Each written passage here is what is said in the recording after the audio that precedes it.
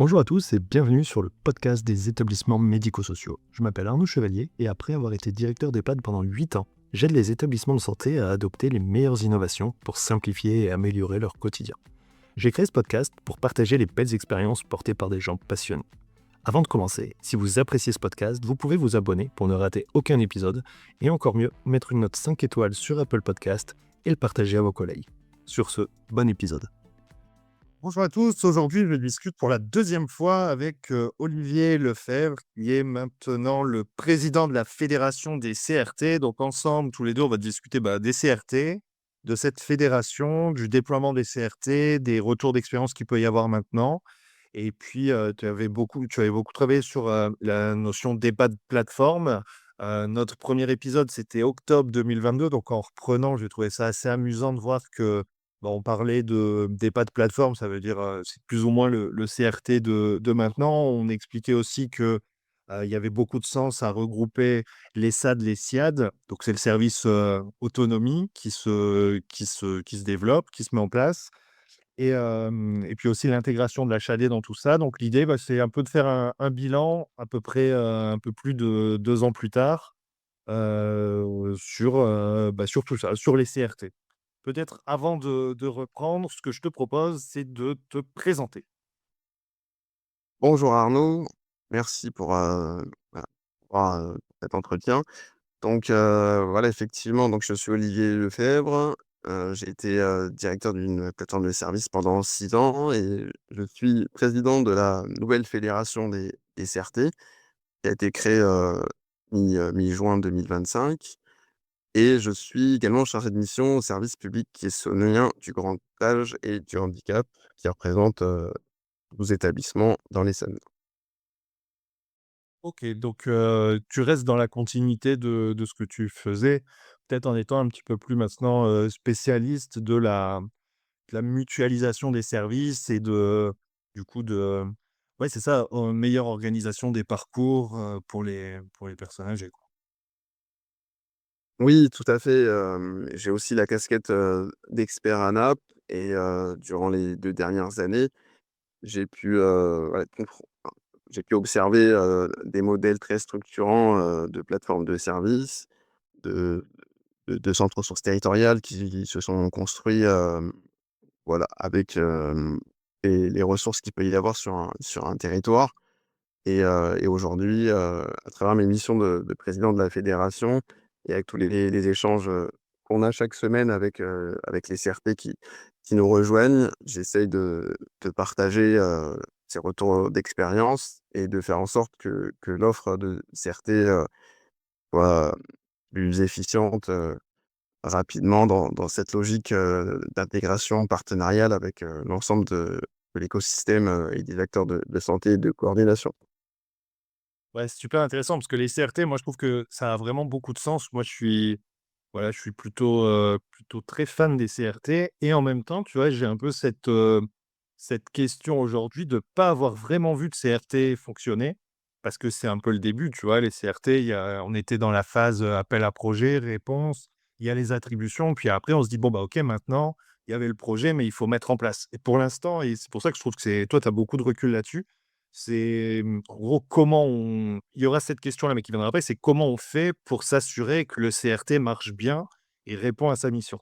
Ça, ce sera ma question, mais avant, heu, comment ça s'est fait, cette fédération? Ça vient d'où? Et en gros, c'est quoi les missions de cette fédération des CRT? Bah, en tant qu'acteur engagé dans le développement des CRT depuis 3 ans, heu, en échangeant avec, d'autres CRT, notamment du sud de la France, on a rapidement constaté, un isolement de certaines structures, CRT qui venaient d'être créées, un manque de reconnaissance, parfois institutionnelle et un besoin criant, d'outillage commun.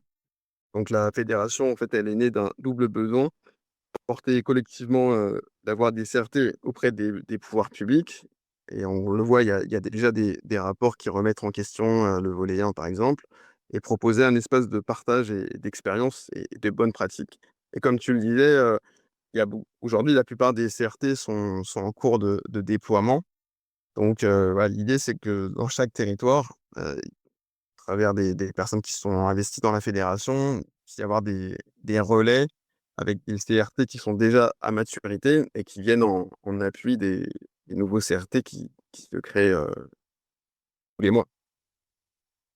OK. Venir en appui. Alors, par exemple, vous faites quoi? Comment ça fonctionne? Alors aujourd'hui, on a déjà un partenariat national, avec, le Crédit agricole santé et territoires, ce qui, permettra à terme à tous les CRT de pouvoir, bénéficier, d'un appui logistique et parfois de cofinancement, auprès des agences, qu'il y a, en proximité, sur l'ensemble des départements. On a également des représentants régionaux, qui sont pour l'instant également membres du conseil d'administration qui font, voilà, qui sont des relais et chaque semaine en fait, même moi-même je consacre près de 3 heures pour, pour présenter la fédération, partager les bonnes pratiques, et aider au déploiement des nouveaux CRT. Et à partir de septembre, on aura un chargé de mission, qui sera salarié et qui, permettra de pouvoir, mettre en place un tour de France, des CRT en présentant toute l'offre, qui est mise en place par la fédération. Mettre en place des rassemblements, régionaux, thématiques et on travaille aussi de concert avec, la fédération des plateformes de répit, la fédération des DAC, la fédération des CPTS pour, co-construire, des parcours, communs. Pareil, avec l'HAD.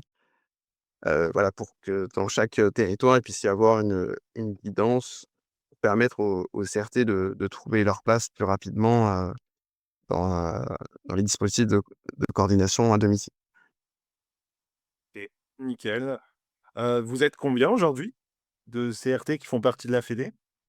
Alors aujourd'hui, on a 40, une quarantaine de CRT, qui sont adhérents, en sachant que pour l'instant, on n'a pas en mis en place de campagne, nationale d'adhésion parce qu'on les CRT qui nous ont rejoints, c'était par le biais des membres du conseil d'administration. Ouais, Heu, oui, quoi. voilà, c'est ça et donc à partir de septembre, une fois qu'on aura recruté le chargé de mission, on lancera une campagne nationale. On attendait aussi de pouvoir, voilà, structurer et organiser, les différentes actions, qui seront mis en place, dès la rentrée et puis surtout sur l'année 2026, avant de voilà, d'engager une communication, à tous les CRP. Et c'est clair. Aujourd'hui, toi, par rapport à ce que tu vois, les CRT qui se déploient, en gros, quelles difficultés ils peuvent avoir et qu'est-ce qui marche bien tout de suite? Bah, ce qui fonctionne, très bien, c'est les CRT qui ont construit leur projet en co-construction avec l'ensemble des acteurs du territoire. Ouais. C'est-à-dire parce que à l'inverse, les CRT qui ont monté leur projet, un peu de leur côté et cetera, en fait, ont beaucoup plus de difficultés une fois qu'ils obtiennent l'autorisation à, à se faire connaître et à avoir des échanges, fluides avec, les services à domicile, le DAC et cetera. Parfois, ça peut prendre Ah, un parce an. que la machine, elle est pas encore lancée, quoi. En gros, c'est vrai que Ouais, moi, je c'est l'ai ça. vu, hein, en accompagnant un peu sur des dossiers, tu vois? Tu vois que quand tu as bien fait tes réunions et tout ça et que tu as bien mobilisé les acteurs, tu es vraiment allé vers les gens et que tu l'as pas fait, en gros, sur dossier en théorique, tu vois la différence tout de suite, quoi. Ouais, exactement et moi, je le vois actuellement, parce que j'accompagne le déploiement de nouveaux CRT, en tout cas des réponses à appel à candidature et effectivement, ce qui prend le plus de temps, qui est nécessaire, hein, c'est d'aller, présenter le projet, au au SIAD, au SAD, au DAC et cetera. Alors ça prend beaucoup de temps, mais effectivement, ensuite, tu as un déploiement, beaucoup plus simple et en plus en les intégrant dans la gouvernance et dans le comité de pilotage, ensuite, dès le déploiement, en fait, le SIAD, a déjà identifié, une dizaine de personnes et la montée en charge se fait aussi beaucoup plus, rapidement. Parce que le repérage, c'est surtout le SIAD, en fait. C'est le SIAD qui est capable de dire: «Là, il y a un maintien à domicile qui devient compliqué». j'alerte un peu tout le monde pour que chacun puisse voir, ce qu'il peut faire. Exactement et d'ailleurs on le voit aussi, quand c'est des porteurs, SIAD, on remarque que le déploiement est un peu plus rapide que, quand c'est des porteurs, EHPAD par la simple et bonne raison, c'est qu'ils ont déjà la gestion de la file active, et ils ont déjà le repérage qui est beaucoup plus simple. Est-ce que le fait Ça que le permet SIAD soit porteur, ça le rend aussi plus actif? Tu vois, plus impliqué, on va oui, dire? oui, c'est un peu la logique que je disais il y a 2 ans là, de parcours intégré ou de plateforme de services. C'est que, quand c'est la même, cadre de santé qui gère le CRT et le SIAD, forcément il y a un engagement plus important et une capacité de compréhension et d'accompagnement sur les parcours qui se fait naturellement, en fait. Alors que quand c'est un porteur EHPAD, donc ça peut aussi très bien fonctionner. Ensuite, bah, voilà, il faut que la quête de santé appelle, sa collègue du CRT et qui sont pas forcément dans les mêmes locaux et donc toujours, Ouais, je comprends. ce temps de décalage. Est-ce que le SIAD peut aussi être un peu frileux, notamment s'il est pas porteur, de se dire: «Ouais, mais en fait, ils vont prendre mes usagers et ils vont les emmener en EHPAD»? Parce que ça, on l'a Oui, oui. entendu un tout petit peu au début. Après, ça passe vite, mais Ouais, c'est des retours qu'on a assez régulièrement au niveau de la fédération. Hem, voilà, ça dure 5 6 mois, tant que le temps d'acculturation par les acteurs du domicile et puis ensuite, ça passe et on arrive à une collaboration, qui est assez fluide. Mais non, c'est oui, clair. bon, Après, je pense que moi, je trouve que ce qui est intéressant, c'est que les EHPAD, il y a quand même vraiment cette logique de dire que tu vois, je pense qu'il y a pas de sujet sur le fait que le but, c'est le maintien à domicile, même pour les directeurs d'EHPAD. En tout cas, pour une grande majorité et que l'EHPAD, c'est, ben, quand le maintien à domicile, il est plus possible et que du coup, il y a pas une vraie concurrence. C'est vraiment complémentaire. oui, oui, oui, je suis d'accord avec toi. Après en national, en ayant vu plein de déploiements différents, je serais un peu plus mesuré. Parfois, il y a Un peu quand même. en fonction des projets et cetera, il y a des directions qui sont pas forcément très engagées dans le déploiement du CRT, bah, ça dépend vraiment, du porteur, de son engagement et des moyens qu'il met à disposition du CRT et c'est pas du systématique. Non, c'est clair. Après, ce que j'ai vu, ce qui est marrant, c'est que en fait, ça revient vraiment je pense que l'enjeu, c'est vraiment une question de personne. C'est est-ce que tu arrives à réunir, à fédérer, à mettre une dynamique de groupe assez sympa où les gens, ils ont un peu plaisir à se retrouver, tu vois, à se connaître. Moi, ce que j'ai trouvé sympa, tu vois, en travaillant sur un territoire vraiment, c'est que, bah, ça a permis de vraiment rencontrer des gens qu'on connaissait d'un peu de loin mais tu vois, de les faire venir et puis de vraiment, vraiment tout le monde se connaître, tu vois? Qu'on se connaisse mieux, tu vois? Qu'il y ait vraiment de recréer un lien sur un petit territoire. Oui, en fait, ce que je trouve intéressant pour le faire actuellement, c'est ce travail de collaboration et cette dynamique de territoire et ce rapprochement qui est fait à travers la création des projets de CRT entre le sanitaire, le domicile et les EHPAD et pour moi, ça préfigure aussi du travail qui est en train d'être mis en place, dans le cadre du SPDA.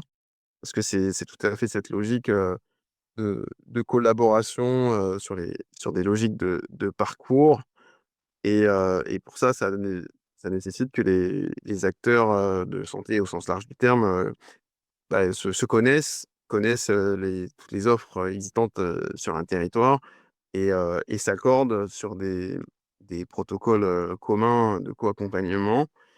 Nous, par exemple, sur le CRT, on avait le CRT qui était basé à l'hôpital, du Pitringue, hôpital gériatrique et donc on avait, dans la convention, un process spécifique sur les sorties d'hospitalisation et donc on avait une infirmière de liaison qui était postée à l'hôpital, qui assistait au staff et ça permettait vraiment de pouvoir, lier, les besoins de l'hôpital et hem et l'accompagnement à domicile, la sécurisation ça a permis de pouvoir, éviter les réhospitalisations et de pouvoir, travailler de manière, très fluide, lorsque les bénéficiaires du CRT avaient besoin d'être, hospitalisés et cetera. Ils passent pas par la case d'urgence et de pouvoir, avoir cette logique, d'intégration et cette simplicité pour passer d'un dispositif à un autre.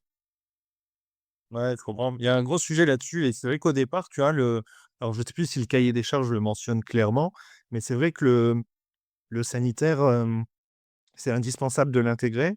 C'est pas forcément évident et on pense peut-être assez vite à l'HAD, parce que c'est du maintien à domicile renforcé et tout ça, mais sur l'aspect soins et sanitaire. Mais on est aussi allé voir, clairement les cliniques qui font, beaucoup de gériatrie et tout ça et justement pour les parcours, les retours d'hospitalisation. Et en même temps, j'ai trouvé qu'ils étaient un petit peu plus difficiles à intégrer parce que pour eux, c'est un sujet, tu vois? C'est un sujet important, mais c'est pas tout à fait leur cœur de métier et du coup, leur dire: «Bon, bah, voilà, il y a un nouveau truc et on voudrait que vous participiez», tout ça. Ils disent: «Nous, on participe, c'est OK». Par contre, en gros, on n'a pas réellement de temps à mettre à dispo. Est-ce que tu as vu des situations, des solutions où pour vraiment faire participer, en gros, l'hôpital et les cliniques? Heu, je le vois actuellement dans le projet que j'ai monté puisqu'on était basé au niveau du CRT, de la plateforme de répit et du clic, dans un service hospitalier. Donc on a tout de suite, en multipliant les réunions avec, tous les services de l'hôpital et puis en ayant, l'infirmière de liaison, qui est détachée sur l'hôpital.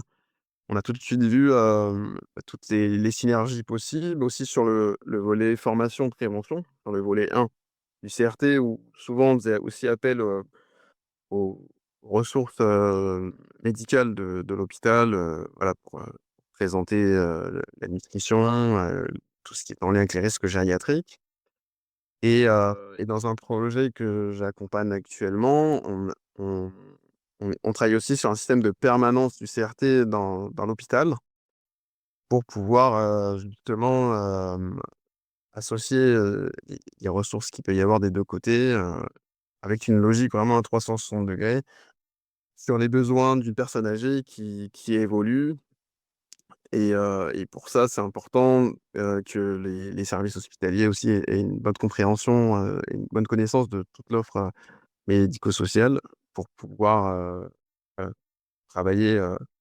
ensemble mais ça nécessite, un temps d'acculturation qui est beaucoup plus long, ça je te l'accorde et quand on arrive à mettre en place ces permanences, ça simplifie quand même les choses puisque du coup les personnes du CRT et de l'hôpital se voient régulièrement, et il y a une meilleure compréhension sur à quel moment il faut solliciter le CRT et cetera et cetera. Ouais. En gros, l'hôpital, il viendra pas. Par contre, on peut aller à l'hôpital. En gros, j'imagine, l'idée, c'est que le cordo ou quelqu'un de l'équipe puisse aller, rencontrer, je sais pas, mais peut-être participer à un staff, mais ou peut-être les assistantes sociales ou voilà et puis travailler en amont, garder le lien pour travailler le retour à domicile, presque dès le début, quoi. Ouais, enfin, dans les projets que je mène, je vais plus loin que ça. Je mets même des permanences du CRT à l'hôpital, parce que pour moi, pour l'avoir, vécu, sur mon CRT, il y a qu'au bout d'1 an, en multipliant les réunions qu'on a réussi à créer une collaboration active Ouais. Ouais, il faut être et présent, il faut être sur place. ouais, c'est ça. Il faut être présent et toutes les semaines Ouais. et Ça le sur la question du contact, hein. Même en intra du CRT, en fait, c'est comment on fait pour que les gens se parlent et se voient et se côtoient, en fait. Hem, tu as mentionné la notion de gouvernance. Est-ce qu'il y a des bonnes pratiques? Parce que moi, j'ai vu des dossiers où, en gros, tu sais, tu as le porteur, en gros, qui est le patron et puis là, nous, on a déposé un dossier, tu vois, beaucoup plus, comment dire? Beaucoup plus participatif, démocratique, tu vois? En disant: «Tout le monde rentre, tout le monde est membre» et en gros, on fait un truc, tu vois, un peu, je dirais, tu vois, Union européenne. Tout le monde a son mot à dire, tout le monde a presque un peu un veto et tout, avec cette notion de se dire, en gros, c'est chaque entité a une voix, tu vois, peu importe la taille et tout et à la fois, bah, je me dis on se disait: «Bah, ça nous semble plus juste» Et en même temps, il y a ce risque de, décider moins vite, tu vois? C'est un peu si à chaque décision, tu dois faire une commission, une réunion et tout, à un moment, tu décides plus, tu avances pas. Toi, tu en penses quoi? Pour toi, le meilleur format de gouvernance, ce serait quoi? Alors, je suis pas forcément fan, de l'organisation de l'Union européenne. Néanmoins Ah ouais, avantage, inconvénient, quoi. C'est ça le truc. je te rejoins sur le fait qu'il faut intégrer dans le comité de pilotage, tous les acteurs engagés, que ce soit les services hospitaliers, les EHPAD et les services à domicile. Maintenant, pour une organisation et une gouvernance, agile, il faut quand même un chef de file, à mon sens. Ouais. Donc oui, pour avoir un copil, élargi, néanmoins, il faut qu'il y ait quelqu'un qui prenne le lead, souvent c'est le porteur principal, à mon sens, même s'il y a une logique de co-construction et de consultation sur l'ensemble des décisions qui sont prises. Après, je pense qu'il faut quand même qu'il y ait une personne qui impulse, les grandes orientations et le côté très opérationnel, ils sont renforcés et de la coordination de la prévention, sur un territoire. Ouais. Ouais, c'est cet équilibre toujours à trouver.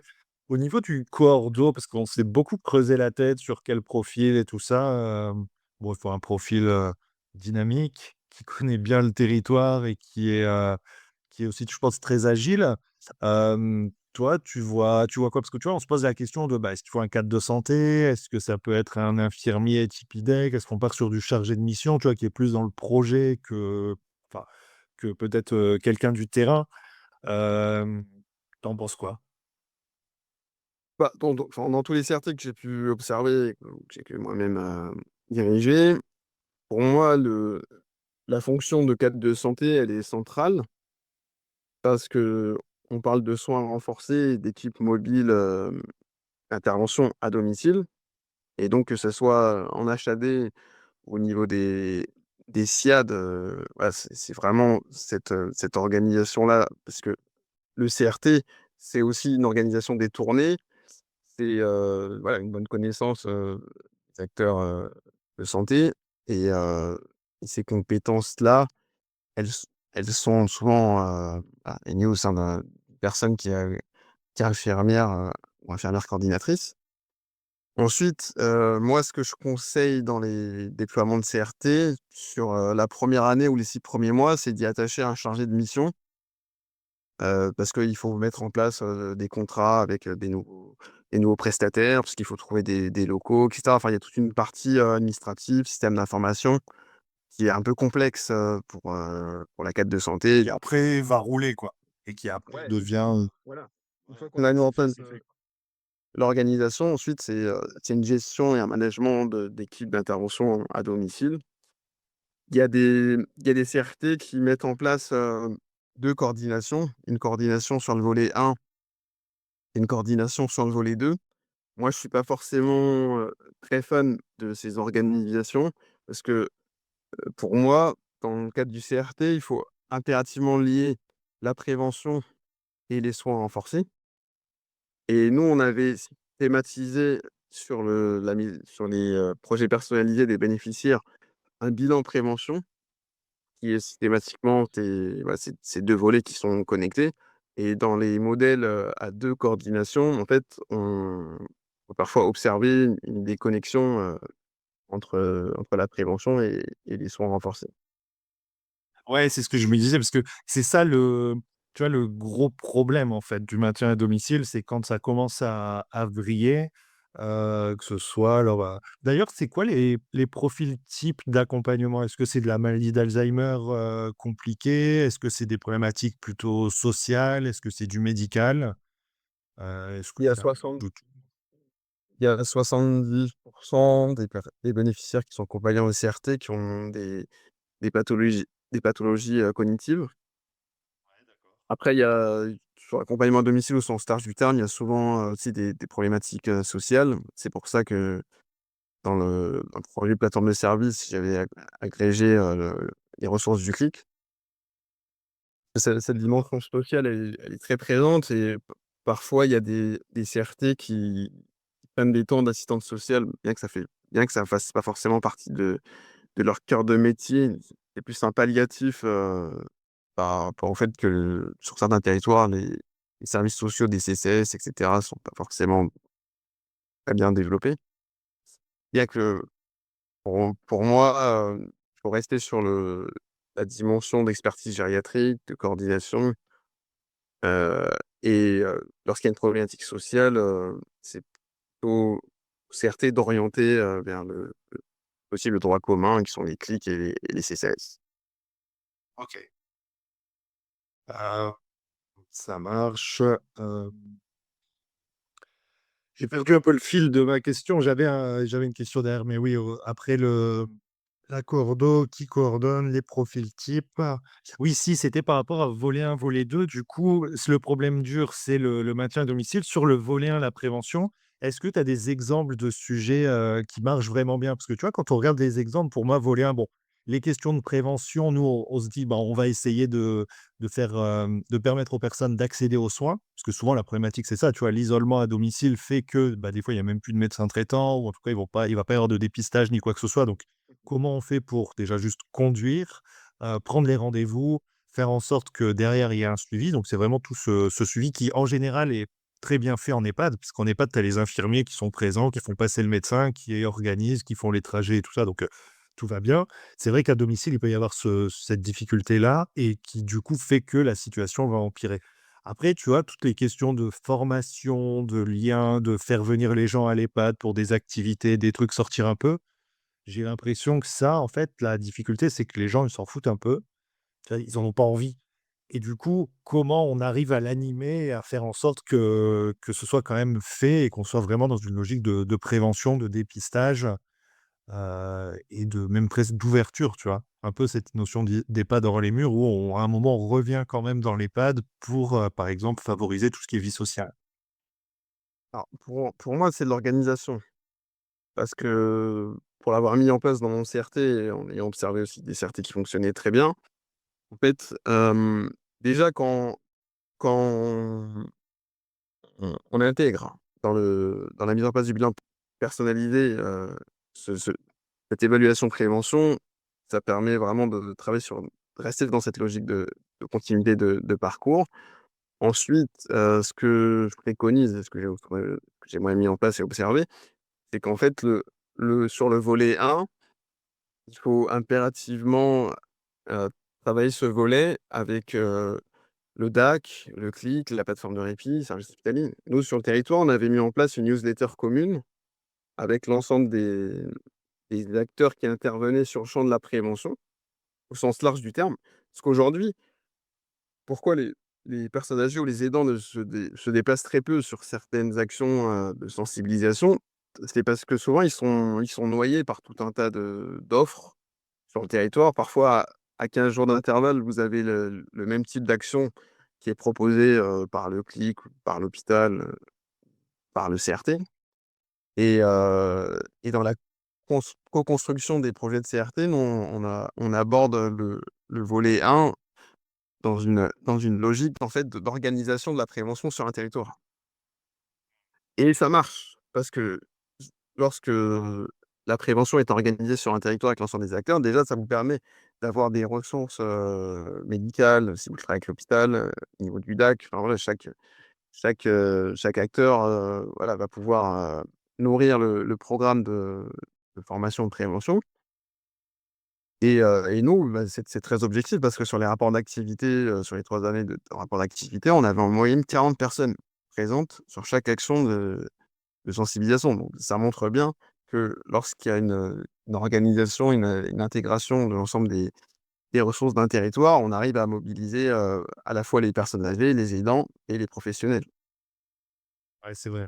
Nous, on a halluciné en voyant qu'en fait, sur un premier projet où on avait prévu une offre de sensibilisation et en discutant avec, bah, un copil du coup très élargi, on se rend compte qu'en fait, c'était assez ridicule parce que tout existait déjà et qu'en fait, toute la question, c'est ça, c'est la communication et puis après la personne, tu vois, qui est un peu en difficulté avec les dents, qui est un peu épuisée et tout, en fait, le vrai sujet, c'est comment on fait pour lui permettre d'y aller. Tu vois? Donc en fait, c'est une question de transport, c'est une question de, bah, comment on accompagne la personne, pendant que l'aidant ou la personne elle-même enfin, tu vois? Comment on fait c'est une logistique en fait, que ce soit possible Dis. Oui. Ouais, c'est de l'organisation, c'est aussi du repérage. C'est aussi du repérage, mais en fait, quand tu allies, c'est-à-dire que, enfin, quand tu nous, on avait un système d'information, on avait le CLIC, la plateforme de répit, le CRT, donc on avait, dans le système d'information, déjà 1000 personnes âgées et aidants, auxquels on communiquait nos actions. Tu y rajoutes, les patients suivis par l'hôpital et cetera. C'est aussi, bah, si 2 000-3 000 personnes ont l'information qu'il y a une action sur la nutrition dans 15 jours, bah, statistiquement, tu as plus de chances, de faire déplacer les personnes. D'où l'intérêt de travailler, le volet 1, de manière, collégiale Ouais. avec, Et en tous fait, les c'est acteurs de question de com. Et c'est ça qui est intéressant, parce que c'est vrai que si tout le monde envoie sa newsletter sur une petite base mail un peu foireuse, en fait, bah, personne n'a l'info, tandis que si derrière on s'appuie sur, je sais pas, peut-être un CCAS qui peut être, ouais. avoir plus d'infos ou un clic qui travaille depuis plus longtemps, et faire en commun, ça semble aussi beaucoup plus efficace. Puis à la fin aussi moins cher parce que c'est mutualisé et puis c'est pas tout le monde qui fait le même truc dans son coin. Ouais, et puis ça a plus de sens aussi parce que du coup le planning, d'action de prévention, d'un territoire donné prendra aussi en compte, le diagnostic de territoire des différents services qui ont participé à cette élaboration. Ouais, ça aussi, c'était un sujet, ne pas refaire un diagnostic de territoire, mais plutôt s'appuyer sur ce qui existe déjà. C'est vraiment l'enjeu, hein, tu vois? Parce que quand on pense CRT, un des premiers trucs qui vient, c'est: «Ah OK, on a rajouté encore une couche au millefeuille», tu vois?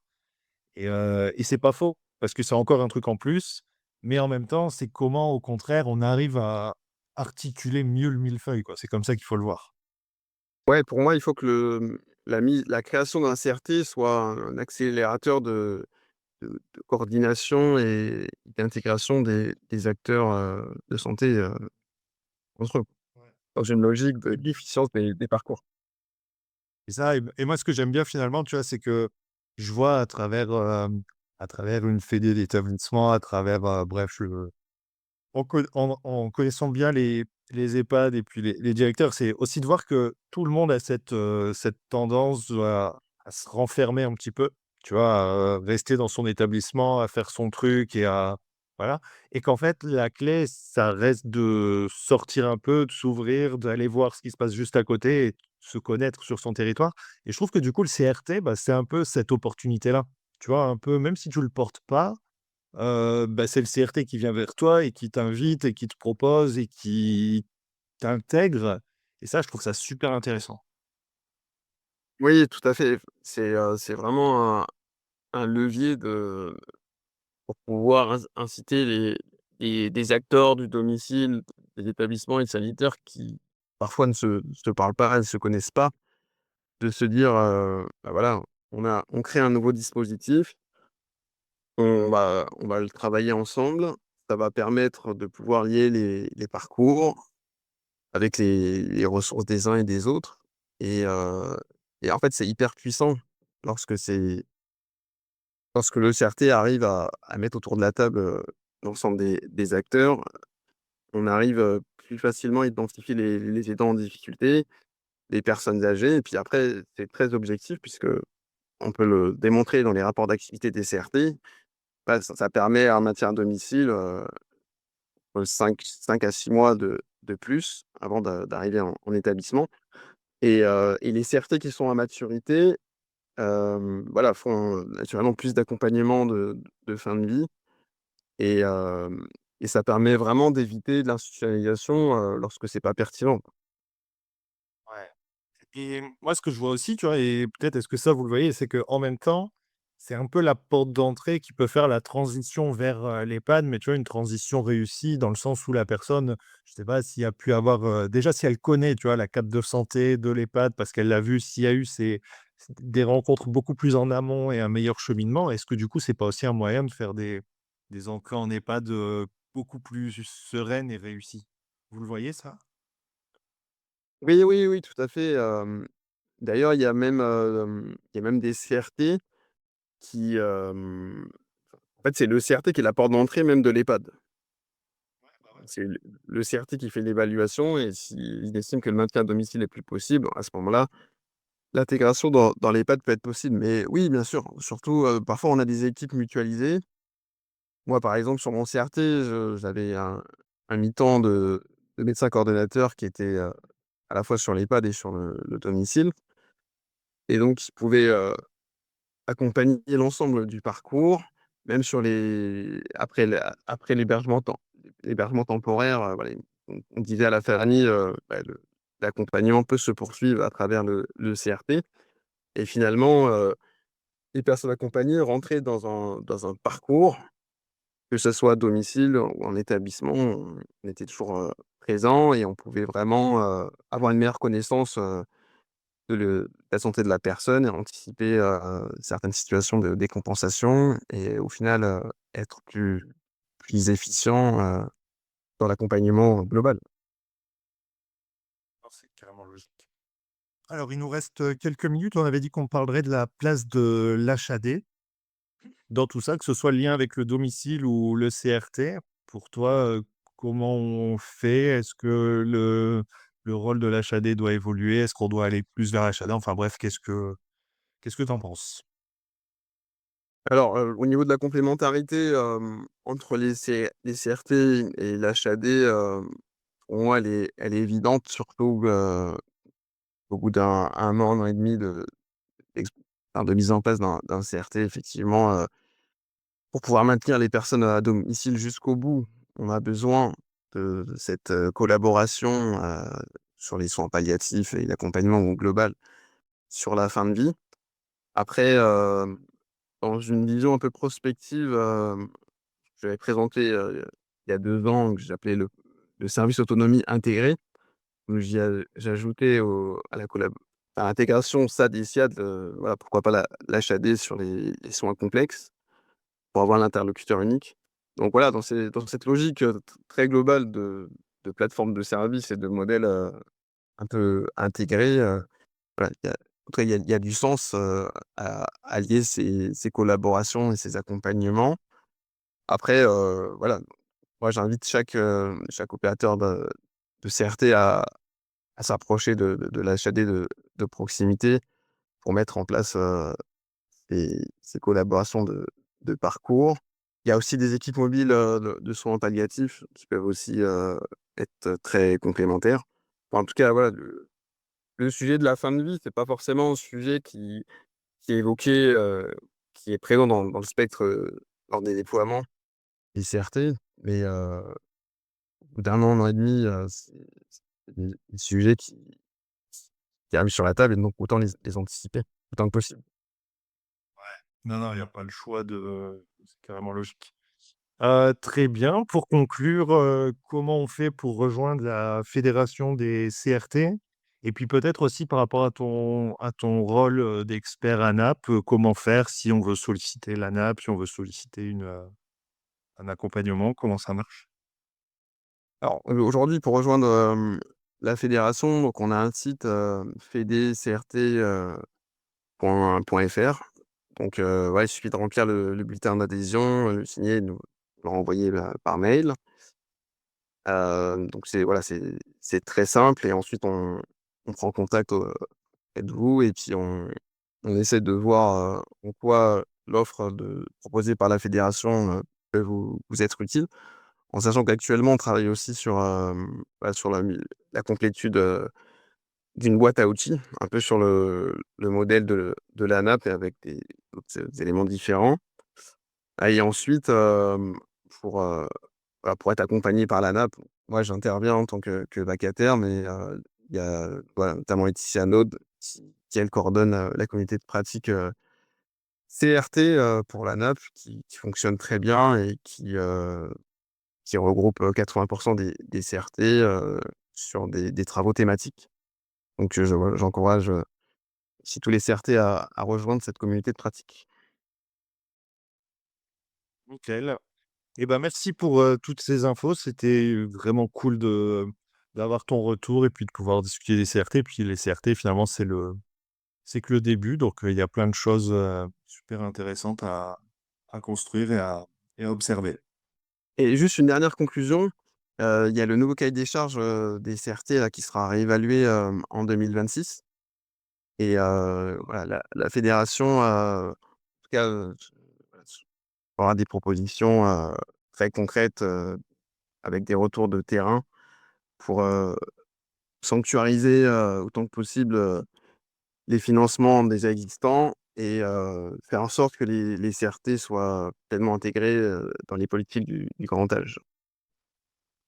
Alors, j'ai une question là-dessus. Est-ce que tu penses que, il va y avoir toujours plus de CRT? Tu vois? Est-ce qu'à un moment, les territoires vont se réduire pour vraiment, avoir une vraie présence de proximité, tu vois? Parce que en ville, dans les grandes villes, finalement, le périmètre, il est restreint au niveau géographique, donc c'est assez facile d'être un peu partout, tu vois? Mais je pense à une zone rurale, ton CFT, il est beaucoup plus tu couvres une zone géographique beaucoup plus large, qui me semble du coup être, plus difficile parce que du coup, peut-être plus d'acteurs, mais de petits acteurs, tu vois? Et simplement la distance géographique qui peut être un peu une galère. Est-ce que tu penses qu'à un moment, il va y en avoir, toujours plus ou qu'on sera vite, où tu vois? Et là, on a un déploiement qui va quasiment couvrir, tout le territoire.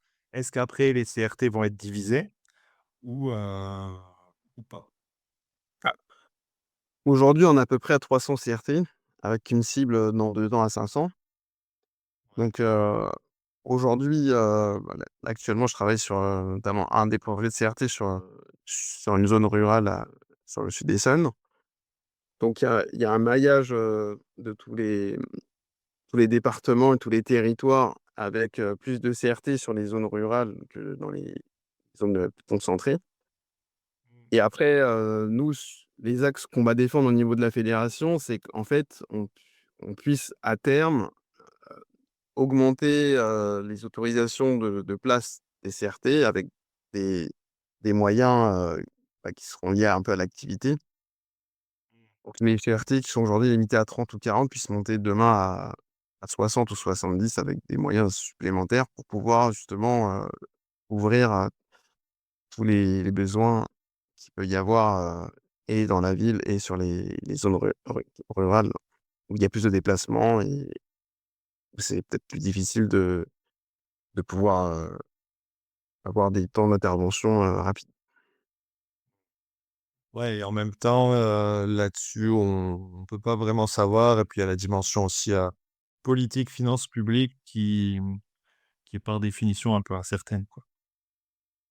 Oui, tout à fait, c'est pour ça qu'on a déjà engagé, une consultation nationale, qu'on a déjà eu des échanges, avec, des députés, avec Dominique Libault, qui est un peu l'inventeur des CRP et voilà, on tient régulièrement informés, les les instances, décisionnaires des différentes orientations, qu'on fait remonter, sur les régions.